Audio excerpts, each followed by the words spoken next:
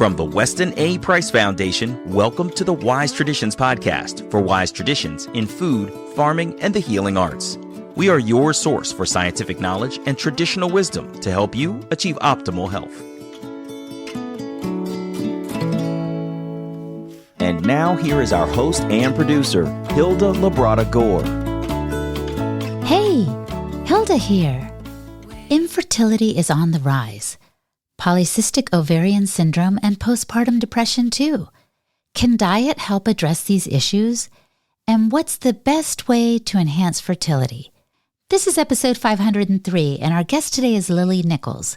Lily is a registered dietitian nutritionist and the author of Real Food for Fertility, Real Food for Pregnancy, and Real Food for Gestational Diabetes. Today, Lily offers practical advice for tackling pregnancy issues, yes, with diet, from PCOS to fertility issues and more. Lily is an unconventional dietitian, focusing more on nutrient density than most conventional dietitians might. She addresses the gamut today and offers concrete and ancestral advice for maximizing micronutrients for mothers and mothers-to-be, even when on a budget. She gets specific about foods to enhance fertility and combat insulin resistance, a central factor in PCOS. She also goes over why a protein-rich diet is critical for nourishment, pre- and postpartum, for better energy, satiety, and to combat nutritional deficiencies. Finally, Lily offers insights on breastfeeding and how to deal with overwhelm in the first few months following giving birth. By the way, this is the third podcast released in our Motherhood series. Before we get into the conversation, nourishing our children. Do you know that Nourishing Our Children is a project of the Weston A. Price Foundation? Launched in 2005, it has a focus on timeless principles for supporting learning, behavior, and health through optimal nutrition. Nourishing Our Children has an active online group for parents, would-be parents, grandparents, and adults interested in children's health.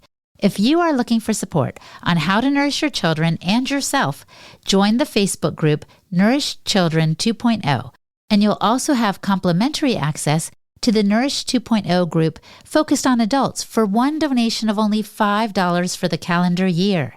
The moderators ensure that no question goes unanswered. So go to nourishingourchildren.org/groups. Again, that is nourishingourchildren.org/groups to learn how to join. And here is a testimonial from one of the community members.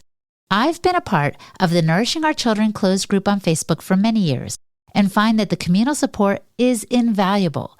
First, when I joined, we had struggled with unexplained infertility.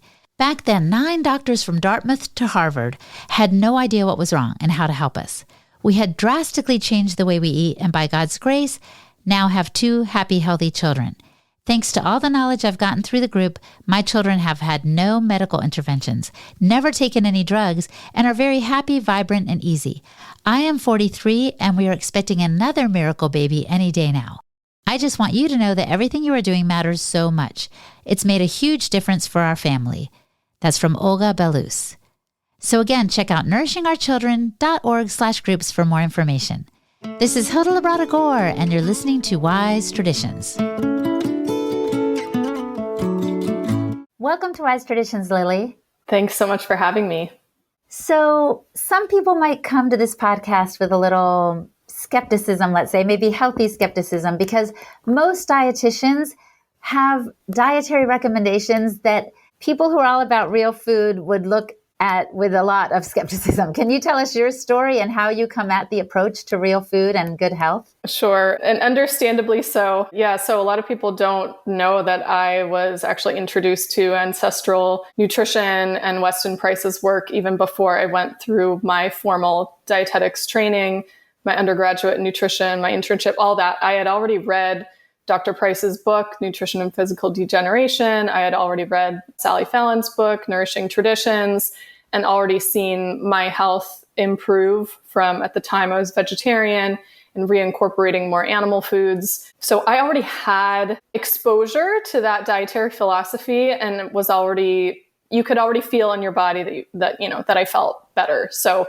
when I went through my schooling, even when we did, I remember an assignment where we had to track everything we ate and calculate everything out, and my fat consumption, you look at the percentage of calories from different macronutrients, and my dietary fat consumption was over 50%. I remember my professor's jaw was like on the floor, like, oh my God.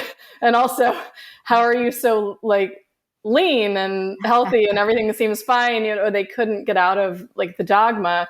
So I really used my undergrad, like I went into it with eyes wide open. I knew that it was kind of a means to an end of getting the necessary science education, but also I knew that what I was going to be learning was really government dietary guidelines. And so I kind of used it to my advantage to have access to all the medical journals, read all the things, kind of fact check some of the concepts that are around in different dietary philosophies. Because I mean, I really do keep an open mind. I think there's value in a lot of different philosophies. So let me like fact check this, like what's the research on vitamin K2 and what about phytic acid and fermenting grains and all of that. So I think it actually worked to my advantage. I did have to do a lot of, smiling and nodding to just get through it. But I do appreciate the science background and how it got me really attuned to looking at research critically. And your first book had to do with gestational diabetes. And you were talking about the power of real food to address it. Can you touch on that briefly before we get into some other stuff? Yeah. So some of my early work in my career was in the gestational diabetes space. It was actually a really good way to kind of get my foot in the door in the prenatal nutrition arena, and actually kind of mirrors a lot of the principles that Dr. Price talks about with you inheriting certain things from your parents, and that's not just genetic. You're inheriting like how well they were eating and their environment and all of that. With gestational diabetes, that's right at the forefront, because when blood sugars are not very well controlled in pregnancy, that child's risk of obesity, type 2 diabetes are dramatically higher, anywhere from like a 6 to 19-fold higher risk. And you can pretty much avoid that even with the gestational diabetes diagnosis when blood sugars are kept in a healthier range. So it's just a very direct impact on the next generation. So I worked in a number of different capacities in that space. I worked at the policy level with the California Diabetes and Pregnancy Program, which some people call Sweet Success. I worked clinically with a perinatologist, and I've done a lot of work in private practice and consulting and now training other professionals as well. Wow. I remember with a couple of my pregnancies, I had 4 and I have 4 grown kids now, but I'm so thankful. But a couple of times they were like, they suspected I might have gestational diabetes or be inclined toward it, predisposed. And so they had me drink like this huge jug, probably a quart of some sappy, syrupy, sickeningly sweet drink to, I guess, measure how my body was responding to glucose and how it was working with the insulin. But I never got any guidance, Lily, on what I could do with my diet to change things as opposed to just taking this drink and doing the test. And the unfortunate part is even if you did get guidance, it probably wouldn't help the matter very much. So one way of looking at gestational diabetes is carbohydrate intolerance in pregnancy or insulin resistance in pregnancy. Your body cannot tolerate a large quantity of carbohydrates at one sitting without having high blood sugar as a result. And, everybody's carbohydrate tolerance is different. We really need to kind of fine tune for what our body handles well. But for an individual with gestational diabetes or kind of borderline, you really don't want to be eating a whole lot of carbohydrates. You want to be getting more of your calories from fat, protein, fiber-rich vegetables, things that don't spike your blood sugar. And yet when you get a diagnosis, they usually give you a high carb diet. So that's actually the whole reason that I even wrote Real Food for Gestational Diabetes, because what I was seeing in clinical care was that the conventional dietary advice didn't work. It was way too high in carbs, way too low in protein and fat, too restrictive in salt. It just, none of it made any sense, and it didn't work well in clinical practice. So that's the whole reason that I even went about writing that book. All right. So I'm about to move on to another book you've written, but I'm curious, do you know what percentage of pregnant women have issues with gestational diabetes in the US, say? It depends on which diagnostic criteria are applied. And so you'll see all different stats all over the map. Some say it's like 5 to 7% of pregnancies. If we're using the most stringent diagnostic criteria, which by the way is what all other countries in the world use except the United States, it's about 18% of pregnancies. So it is the most common pregnancy complication by far, more than preeclampsia even. Wow. Well, and speaking of pregnancy complications, that actually might not sound bad to someone who just wants to get pregnant. And I'm thinking about your other book. You wrote Real Food for Fertility, right? Talk to us a little bit about what's the issue with fertility in the US and around the world right now, and some real foods you'd recommend to enhance our fertility. Yeah, fertility has become a major concern. We see sperm quality declining globally. And of course, the WHO keeps just lowering the threshold of what's considered infertile to a ridiculously low level. Egg quality is declining. Pregnancy rates are declining. Anywhere from 1 to 6 to 1 in 7 couples now have some fertility challenges. And at least half of those cases have some male factor involvement. So it's not just female fertility that's affected. Again, there's the male component as well. So it's become a major issue. And I think we're seeing it grow even more as a result of declines in overall metabolic health and overall nutritional status of the population. If you tie it back to the gestational diabetes conversation, a lot of the point that I try to make about that condition is that there's some in most cases, there's underlying insulin resistance that was there preconception. We're catching it in pregnancy because this is a time when we're actually testing blood sugar levels and have slightly more stringent diagnostic criteria because blood sugar is supposed to trend actually a little lower in pregnancy. So if you have women with the most common fertility challenge among women is polycystic ovarian syndrome, the majority of PCOS cases have an insulin resistant component, and they are very prone to develop so-called gestational diabetes. But really, is it something that developed as a result of all the physiological changes in pregnancy, or was it a pre-existing, long-standing blood sugar metabolism issue that we're just seeing come to light in that stage? We also see delays in conception among women who have blood sugar dysregulation. So there's a very large study out of Singapore that came out, and they were tracking in couples who are actively trying to conceive conception rates relative to where their blood sugar levels were at. And even in women whose blood sugar was on the higher end of normal, but not quite in the pre-diabetic range, it took longer for them to conceive than women who had blood sugar like right in the healthy range or the lower end of the healthy range. So it does make a difference on egg quality, conception rates, fertilization rates. It affects the implantation. It affects the development of the placenta. It can affect the risk for certain birth defects. So it really is something that we need people to be having a conversation about improving overall fertility. My opinion, obviously from the title of my book, is that food is really the major place that we need to be focusing. So the second part of your question was foods to emphasize. Yes. I'm a huge proponent of people optimizing their protein intake prior to conception. So from the blood sugar metabolism side of things, you have better blood sugar management when people consume more protein. Our RDAs for protein are woefully too low, like arguably at least they need to be at least double what they are currently, for some individuals even higher. We also need to consider that our protein-rich foods, especially our protein-rich animal foods, are the richest in micronutrients. And this isn't just my opinion, even though I came to the same conclusion from looking at nutrient analyses, but there was a study that actually looked at what are the most nutrient-dense foods worldwide for they looked at 6 key micronutrient indicators. And it's funny, I actually have a post way in my archives on my Instagram of this study, but you look at the foods that they identified, and it's like liver, organ meats, bivalve shellfish, like oysters, clams, mussels, small fish, like sardines, anchovies, red meat, dairy products, eggs. And then I think the only one that was a plant food was dark leafy greens. So, I mean, all the sorts of things that I've been preaching about emphasizing in pregnancy, lots of overlap with the recommendations of the Weston Price Foundation as well. These really are our most nutrient-rich foods. So you get 2 birds with 1 stone. You get better blood sugar control. You have better satiety, better energy levels. You're also filling those depleted nutrient stores that so many people have from eating highly processed standard American diet. Yes. And what you're saying really resonates with me because I was exactly on the standard American diet, the SAD diet, without my realizing it. I'm certain I had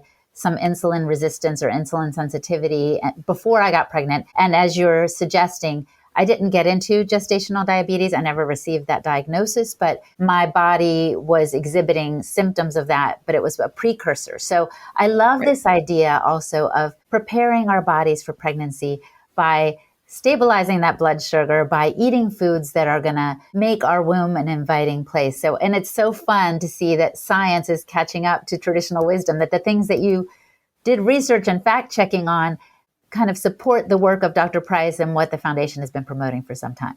Absolutely. I draw in parallels to Price's work all throughout my books because I think it's important that we have to look at the anthropology as well. A lot of these communities had kind of figured out through, I don't know, many years of trial and error or just ancestral wisdom being passed down generation after generation. Hey, you need to consume more of these foods in advance of conception. And what's also super interesting, and I don't recall that Price talks about this, but I found some research that I write about in Real Food for Fertility, talking about how in some communities, when it wasn't a good time for the tribe or community to have more babies, they would actually withhold specific foods, the same ones that they would emphasize when they want to help a couple conceive, because it wasn't a good time for them to have babies. So you think about seasonality, we see like, oh, the deer produce at this time of year. You know, in some communities where we didn't have this grocery store available 24/7, you would want a time when you're having babies when it's the big growing season, when you have an abundance of food to fuel that mom throughout her pregnancy and postpartum, not at a time when famine and food shortages are likely. So it's very interesting that they would kind of use it as a lever in either direction.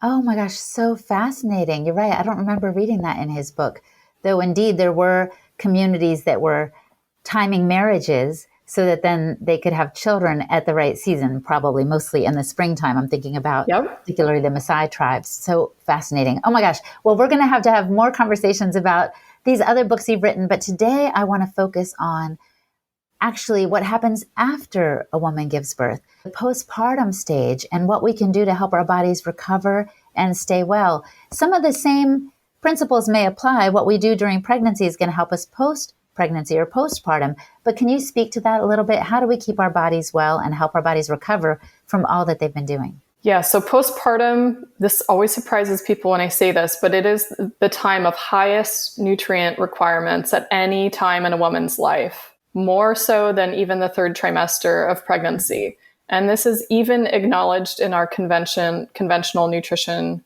guidelines. So especially the first 6 months, that period where most women are exclusively breastfeeding, for those that are choosing to nurse, your body is really on overdrive. So in that immediate postpartum period, you have to think about you're recovering from birth, which can be an energetic expense. Or if you had a C-section, you're healing from major abdominal surgery. I mean, it is a huge healing process just to heal from birth. That first week and first 2 weeks is massive. And you have so many ancestral traditions of providing about 40 days of support for the mom so she can rest, receive nourishment. Food is all cooked for her. There's a really heavy emphasis on protein-rich foods, especially your slow-cooked, bone-in kind of stews. So in China, you have like a pig's feet soup. In Korea, it's a very rich beef bone broth with a lot of seaweed in it. In Mexico, you have a whole chicken that's cooked into a big stew. You have congee and other soups in parts of Asia, curries in India. You go all over the world and there's this like bone-in whole animal kind of foods. Organ meats tend to be emphasized, whole eggs with the yolk. In some communities, lots of dairy products, things that are kind of like warming, comforting, and really high protein. And when you think about what your body has been through with pregnancy and birth and now switching to the hormones of lactation, you need a ton of protein. And we actually had the first ever study on protein requirements in postpartum women only a few years ago. They were even looking at moms 3 to 6 months out. So we don't have data yet on 0 to 3 months postpartum. And even at that time, women needed more protein than a typical female athlete. So you have to go ham on the protein, pun intended, lots of protein. It's a night and day difference. As your body is switching over to the hormones of lactation, that's a huge energetic expense. You are burning through about 500 calories a day just from lactation. and your body is just pulling at whatever energetic resources it can to fuel breast milk production.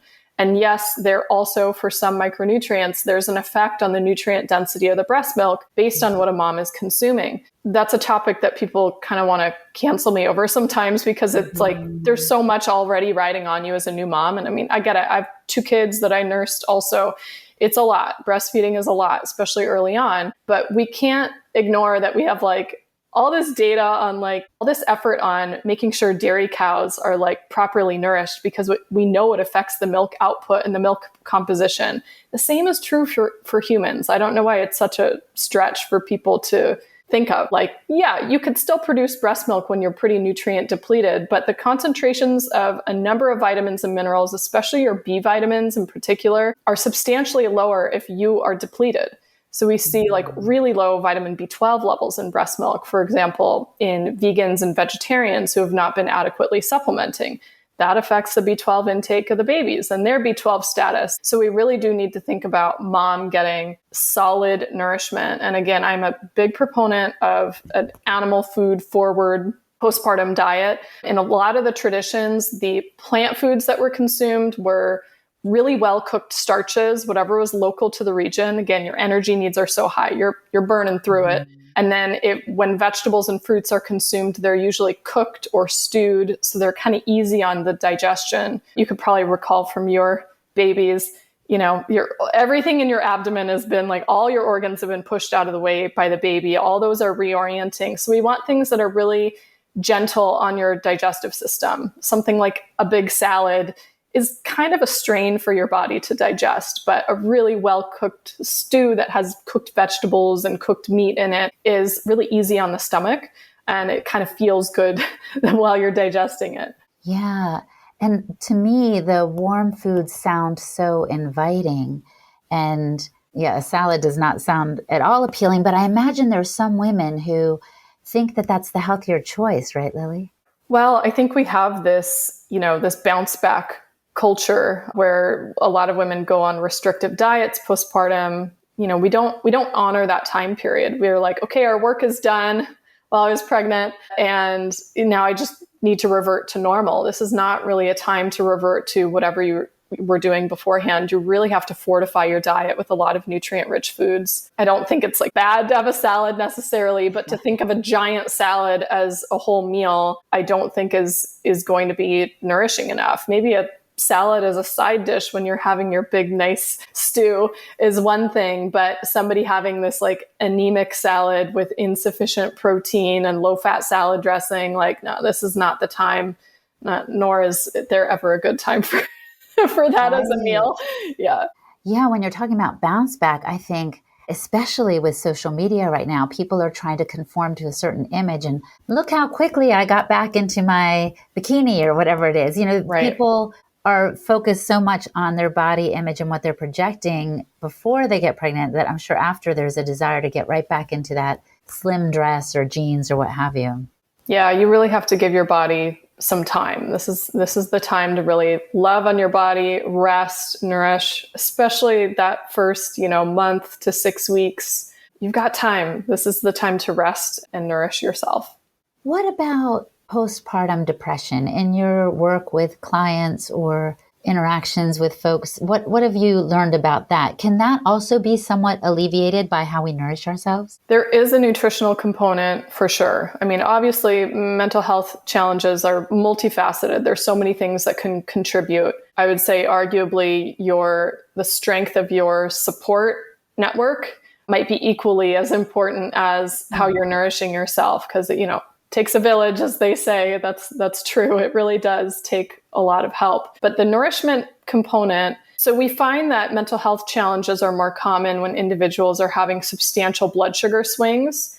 So when I speak to the protein and fat aspect, when people are not consuming A, enough food in the first place, but B, enough protein and fat to help stabilize their blood sugar levels, you could just be going spike, crash all day long if you're just subsisting on carbs the whole day. And I'm not anti-carb, but you need to have that protein and fat component taken care of. And the carbs are like a condiment on the side. Also need to think about what are the nutrients that support our neurotransmitter production and, healthy, like maintenance of healthy fuel levels in our brain. Those spikes and crashes in blood sugar do affect our brain chemistry as well. We see more symptoms of anxiety in those individuals. We see if vitamin B12 is depleted, or DHA, or vitamin D, or even iron. We see that affecting mental health as well. And there's now like a lot more research coming out on the nutrition component playing into postpartum depression. I think it's becoming more widely accepted and acknowledged that could be playing a role. So, I mean, I always tell people like the first thing, like if your postpartum experience kind of just starts going like, downhill, the first place I want them to look at is their nourishment, particularly like starting first thing in the morning. Are you getting a really protein rich breakfast down the hatch? One egg is not going to cut it. We're talking like, with 3-4 egg omelet with maybe some sausage or something on the side. Like you need really a lot of protein, arguably easily 40 grams, maybe 50 grams per meal for a lot of women in this early postpartum phase. Like I said, your protein needs are more than a typical female athlete. And I've heard from clients just the night and day difference that they can feel even day to day. Oh, I got my protein in today. I felt great. And I didn't get there yesterday for whatever reason. Life gets hectic. And I really started to feel myself spiral. So I think we can't overlook the role that nutrition plays in our brain and mental health. Yeah. And Lily, I'm thinking about what you were saying earlier about people wanting to cancel you for saying there's a relationship between the food we eat and the quality of breast milk we give. I think it's because people are concerned for those from lower income societal strata, let's say people who are struggling just to make ends meet, and they can't afford the very foods that they actually desperately need to provide good quality breast milk for their baby. But I'm glad you've mentioned eggs. You've mentioned organ meats. These things are not expensive, but they're great sources of proteins and the minerals and nutrients that we need to provide the baby with all that it needs. Absolutely. Yeah. And I've done a lot of, professional education on this over the years to like give providers the facts, the newer research. I have a webinar from the Women's Health Nutrition Academy focusing specifically on nutrient transfer into breast milk related to what a mom is consuming and what her nutritional status is. So I go micronutrient by micronutrient. Not all of them are affected. Folate, iron, the levels stay relatively stable, but for many of them, vitamin A, choline, DHA, iodine, you go down the list, all of those are affected by maternal consumption. So really my focus is, let's focus on the mom, get her as healthy as possible. And yes, there's also going to be carryover benefits for her baby's nutrient intake as well. Still, of course, breast milk is going to be created by your body and adjusted, suited to your baby's needs with antibodies responding to what's in the environment and whatnot. Women, even if they're pretty malnourished, are still going to produce a breast milk with sufficient calories, for example, for their babies. But when we're talking about like the incremental levels of micronutrients and different fatty acid composition, that is affected. We can't deny it. I do also have resources. I have an article on my website. I think it's called Prenatal Nutrition on a Budget, going through, or budget-friendly prenatal nutrition. It goes through different options for prioritizing the most nutritious foods relative to cost. I've worked very extensively with low-income populations. I first started practicing in Los Angeles, so most of my clients were receiving, WIC services and things like that, and really working their tails off to try to provide food for their families. So there's obviously going to be like different levels of, what people have access to, what they can afford, but there's always an opportunity to optimize. And I try to focus on what's going to, meet where they're at financially, but can still be optimal, right? Because you can blow a lot of money on processed foods, which many people do, which are not highly nutritious. If we spent, the money on a pound of ground beef and a pound of dried beans that we cook at home and soak and all that, you get like way more beans than the canned version. First of all, they're more digestible. Combine it with some beef, so you're optimizing the protein utilization from the beans. Like there's ways to stretch the budget and still be providing a really, really good nutrition. Coming up, Lily addresses issues with breastfeeding and dealing with overwhelm as a new mom. You're listening to the Wise Traditions podcast from the Weston A. Price Foundation. We pause now to recognize our sponsors. Gray Toad Tallow. Gray Toad Tallow believes that truly nourishing skincare begins with the finest ingredients. That's why their top priority is to source only the best, 100% pastured tallow from organically raised animals.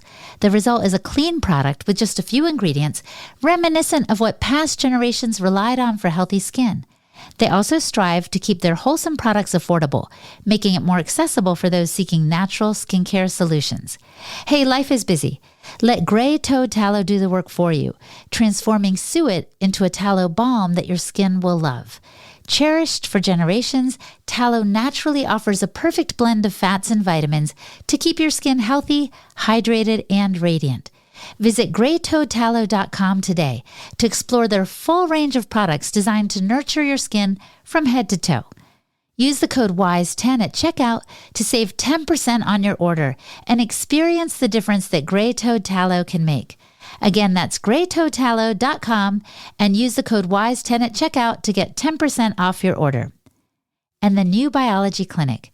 Modern healthcare systems are failing us. Months-long waits for appointments are typical, only to spend 10 minutes with a doctor who quickly makes a generic diagnosis, resulting in medication dependency, invasive treatment options, and unpleasant or harmful side effects with no real cure.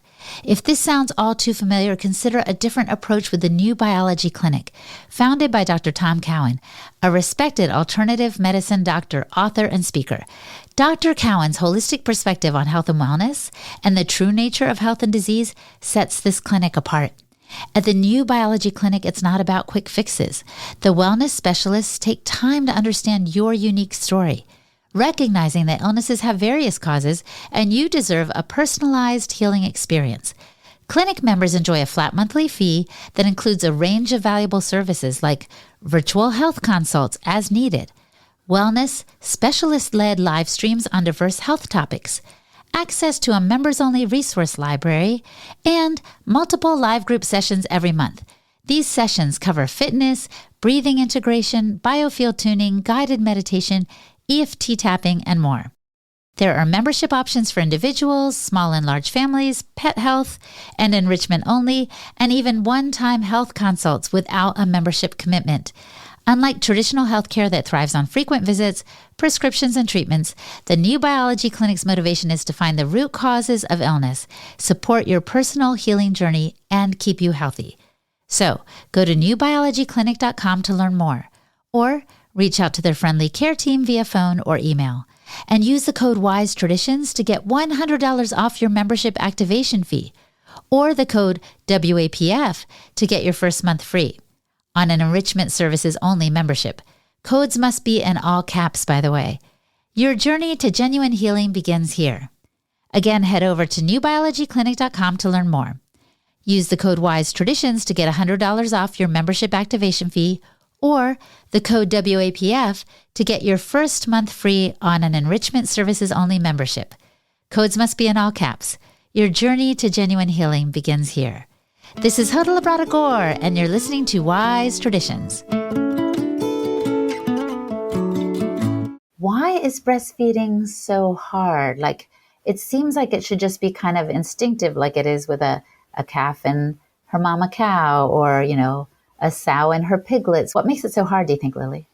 That's a hard question to answer. I feel like on some level, as our families have grown smaller over the years, I feel like a lot of women don't have exposure to other women who have just given birth and to observe the nursing relationship and the latch, how frequently babies nurse. I mean, there's so much stress around how often are they nursing? How long are they nursing? Did I start them on the right side or not? Oh no, their weight isn't exactly changing in this way or that way.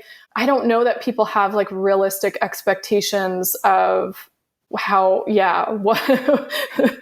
process really goes. And it was funny talking to my mom about it. She had nursed both myself and my sister. And this was the time when she was like, oh, breast pumps?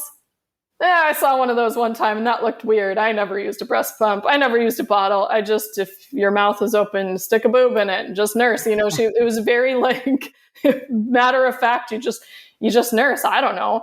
And now I wonder if, on some level we need more information. And then on another level, there's information overload where we've kind of overcomplicated it with like tracking feeds and pre and post weight feeds and counting the number of dirty diapers. And there's just a lot of overwhelm in postpartum. There's questions about some of our, nursing challenges related to latch, maybe an increased prevalence of tongue ties potentially that can be affecting success rates with breastfeeding or willingness to continue because it's just so excruciatingly painful or baby's not extracting enough milk. I do think very highly of all the lactation educators and IBCLCs out there, working in the field with mothers to help them, in those, especially those early months, just getting breastfeeding established. That part, for me at least, was the more challenging side of things. I think then you enter into the arena of women having to go back to work maybe earlier than they might want. And the more you're separated from the baby, your supply adjusts to match the output. So if you're separated from your baby for long periods of time, you do have to be pumping then in those times in the same, pace that baby would have been nursing from the breast directly to maintain your supply. I think that is a huge under-discussed factor as well. Yeah, I remember buying a breast pump and I just was like, this seems like a hassle. I don't like it. It's not really the baby. And I know everyone makes their own choices in this, but I was like, I'm just going to do it the regular way. I only wanted it in case I went out or whatever, but I know there are people actually who also struggle with a lack of supply. And you suggested earlier that perhaps their lack of certain nutrients is leading to that issue. How common is a lack of breast milk or a struggle with the quantity in the U.S. population, for example? I don't have a statistic off the top of my head on how common supply issues are. I think there's a lot more women who think they have supply issues that actually don't have supply issues, maybe because they're working with a provider who's weighing their baby and charting it on the CDC formula-fed babies growth charts versus the WHO ones, or for breastfed babies. So you want to make sure your baby's like weight gain trajectory is charted on the appropriate chart. I also feel like interpretations of those charts are used incorrectly in that it's not really a concern if you have a baby at the 15th percentile or the 5th percentile or even below the chart, but they're like gaining at that same trajectory. That's fine. Like just like adult humans, you have some people who are smaller than others. Like the whole point of having the percentiles is that babies are on a, bell curve. Yes, about 50% fall in the middle, and then you have the others falling on the sides. Just because they're not following a growth chart exactly, the 50th percentile does not mean that anything is of concern, right? My babies were like, I don't know, they were pretty robust when they were born, and then they were very active from a young age. So they both dropped to like the 25th, 30th percentile, but then have just kind of stayed there over the years. They're growing at a good rate. They're just at that percentile, but somebody else might have looked at that chart and freaked out. I think there's a lot of people who just, if you can't see the volume, which is, again, a reason I think a lot of women actually, some of them prefer to pump because they like seeing the exact output. If you can't see it, it's hard to know how much baby is getting. Motherhood takes a lot of trust that everything is okay. So I think, supply issues a lot of times are more in the head, suspected, but not confirmed. Mm-hmm. There are, of course, women who have legitimate supply issues. That can be a challenge with the latch where baby is not transferring the milk effectively. There can be differences in the glandular tissue of the breast that can affect milk production. Somebody who's really low nourishment, that can affect the quantity of milk production. Even simple things like your intake of fluids and electrolytes can make a dramatic difference. So if you're not consuming enough salt, you have to remember you're excreting electrolytes into your milk as well. It's not just the fluid losses. So season your foods well, eat potassium-rich foods, your produce, your beans and legumes, your protein-rich foods are also high in potassium, your coconut water, potatoes. That'll be a really great way to get enough of that one. So I think that plays a role. Yeah, there's a lot of different factors that can play into it. So again, if we focus from the get-go on nourishing mom, we reduce the chances that there's going to be an issue with supply later on. I really do also highly recommend anybody who has suspected supply issues, you actually work with a well-trained lactation consultant like an IBCLC to see. They can do pre and post weight feed on your baby so they can get an estimate on how much milk was transferred by the feed. They can assess for latch issues. They can help with the frequency of nursing. Maybe you have to actually use some pumping at specific times to try to increase supply. They have all sorts of tricks up their sleeves to help. So I always recommend people seek out that help as well, not just think that food is going to fix everything. Sometimes we do need other levels of support.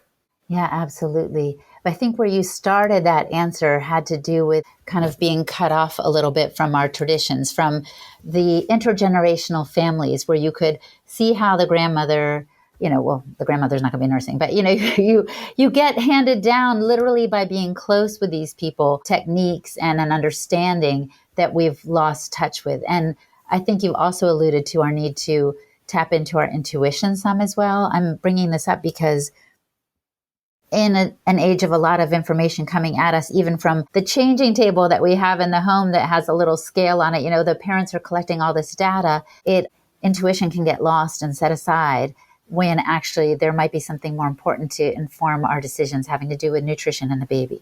Absolutely. I think we've outsourced a lot of our decision making and our assessment to other individuals. And, you talk to any really tuned in pediatrician, they always trust the mom, right? The mom knows she's usually right. And I really do think a lot of moms know if there's legitimately an issue or not with their baby, and when to seek that outside support if you're willing to tune into it. Again, with the ancestral knowledge and stuff, even with my mom, she was just even when things were kind of rocky early on, it was very reassuring, oh yeah, you girls nursed a ton when you were little babies. So you were basically latched pretty much full time, because you're thinking, why is this baby latched for so long?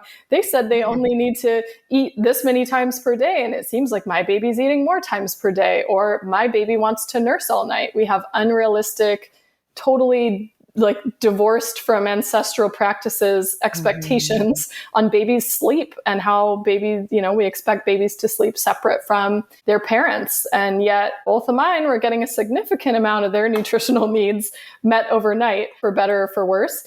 But that's something that I think was ancestrally the norm. And nowadays we have a whole industry around trying to, fix what really is essentially a biologically normal infant sleep. And this, what's now been termed breast sleeping relationship, that creates its own issues as well, right? Just the further we move from all of our ancestral practices, the more things start to fall apart. I don't know how many examples we need of this. And I should have asked you this earlier, Lily, but it's crossing my mind now. Had you written all your books about gestational diabetes and real food for pregnancy and real food for fertility before you had your kids, or after or during? So I wrote Real Food for Gestational Diabetes before having my kids, because I had worked in the gestational diabetes field full time for years at that point. And I wrote that book because I was just really tired of hearing people give the same old outdated, incorrect advice that was making gestational diabetes worse, more difficult to control, and really putting women on on the path for requiring medication and insulin unnecessarily if they had better nutrition advice. I had my son shortly after that book came out, and I started writing Real Food for Pregnancy when he was about 10 months old. There's a reason that book has a very detailed chapter on the 4th trimester and postpartum and breastfeeding, because I was still in the thick of it as I was writing it. And then Real Food for Fertility came after I had had both my children. Oh, okay. Fascinating. Yeah, I was wondering, and I'll have to ask you in part 2, whenever we get to that, about how much what you learned about in theory applied in practice. Maybe you can just tell us real quick about that. Yeah, I mean, I don't think there's a replacement for experiencing something firsthand. And if you don't experience it firsthand, having experience with real life humans, with clients in clinical practice, where you actually spend time listening to their stories, that informs a lot too. So for me, a lot of what I'm doing is, there's some sprinkling in of my own experience. Certainly, I think Real Food for Pregnancy is a better book, a better resource, because I had already experienced pregnancy firsthand. If I had written it after having my second, maybe some of the things would be a little different, but for the most part, like the meat of it really held true throughout. I also think since having had, worked with hundreds of clients by that point before that book, that your experience is not the end all be all, because sometimes some resources come out and it's informed entirely by one person's experience with the expectation that, well, everybody else had this exact same experience. And no, there's so many different ways in which you can experience a pregnancy or postpartum or the road to conception even. So I think personally, I've been very much informed by ancestral nutrition practices, but also like a mindful eating, intuitive eating component. That part definitely comes in as I'm thinking through and evaluating research and data that I might be citing in the book, whether that advice would actually be realistic for somebody to implement in real life.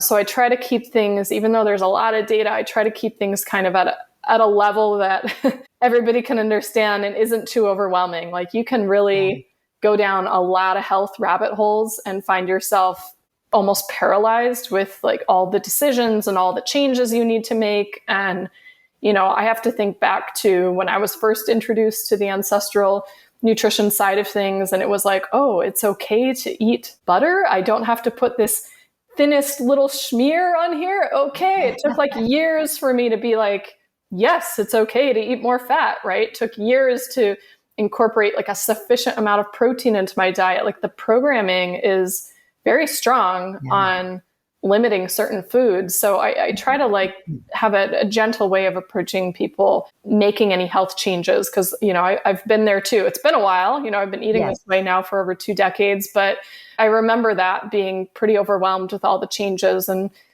things feeling scary because it's new,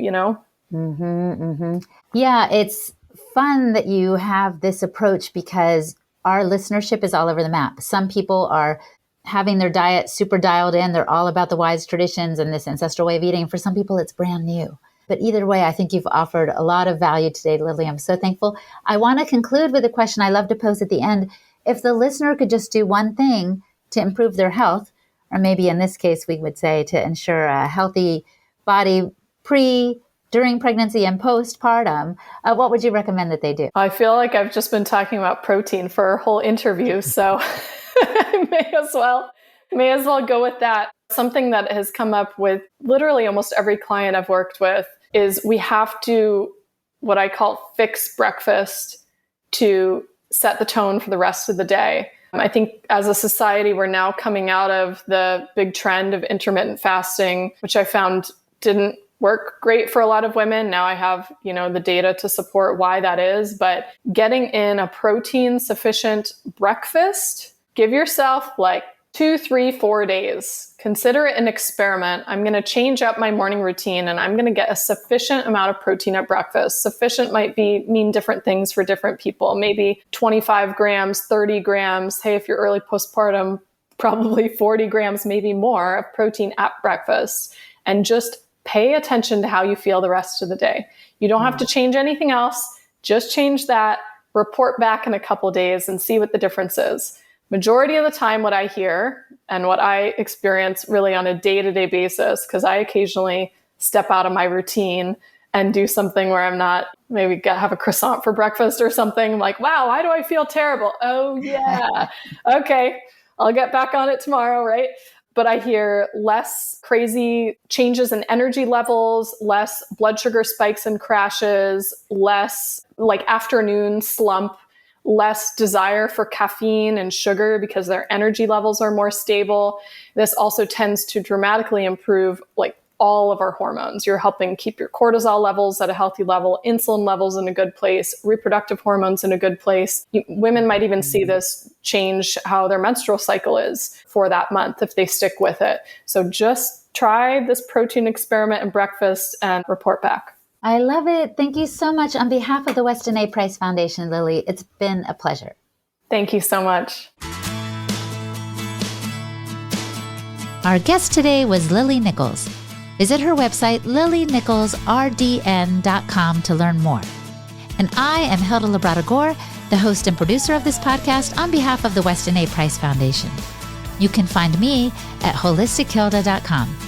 And for the transcript for this podcast episode, visit our website, westonaprice.org, and click on the podcast page. And remember to follow the Wise Traditions podcast on any podcast app. And actually, you can follow it on the Wise Traditions podcast app. Just put that into your browser on the Apple applications, and you will find us. That way you don't miss a thing when the new episodes are released, and you can share favorite interviews quickly with your friends. And this helps us get the word out in a more personal way. And thank you so much for listening, my friend. Stay well, and remember to keep your feet on the ground and your face to the sun.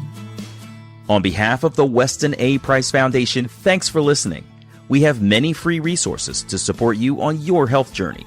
Visit westonaprice.org to find podcasts, articles, videos, and more. You can also find a local chapter near you for help in finding sources of great food. We invite you to support the Foundation's mission of education, research, and activism by becoming a member. Thanks again, and take care. Wise Traditions is a project of the Weston A. Price Foundation for wise traditions in food, farming, and the healing arts. The content on this podcast is provided for informational purposes only and is not intended to substitute for the advice provided by your doctor or other healthcare professional. It is not intended to be, nor does it constitute healthcare or medical advice.